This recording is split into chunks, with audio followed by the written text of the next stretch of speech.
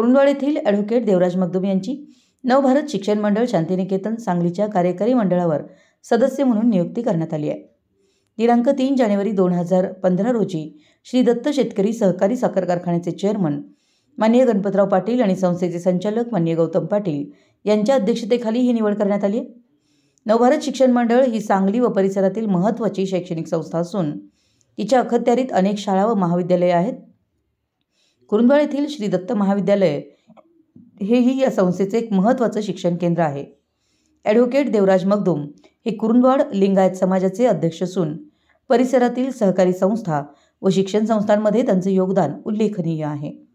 ते सामाजिक कार्यातही सातत्याने सहभागी राहत असल्याने त्यांची समाजसेवेतील ख्याती आहे। नियुक्तीपत्र मिळाल्यानंतर ॲडव्होकेट मगदूम यांचे अभिनंदन करताना गणपतराव पाटील यांनी त्यांच्या सामाजिक व सहकारी कार्यातील योगदानाचा उल्लेख केला। संस्थेच्या शैक्षणिक व सामाजिक उपक्रमांना त्यांचे मार्गदर्शन लाभणार असल्याचा विश्वास त्यांनी व्यक्त केला। मराठी एस न्यूजसाठी कुरुंदवाडहून संदीप अडसूळ।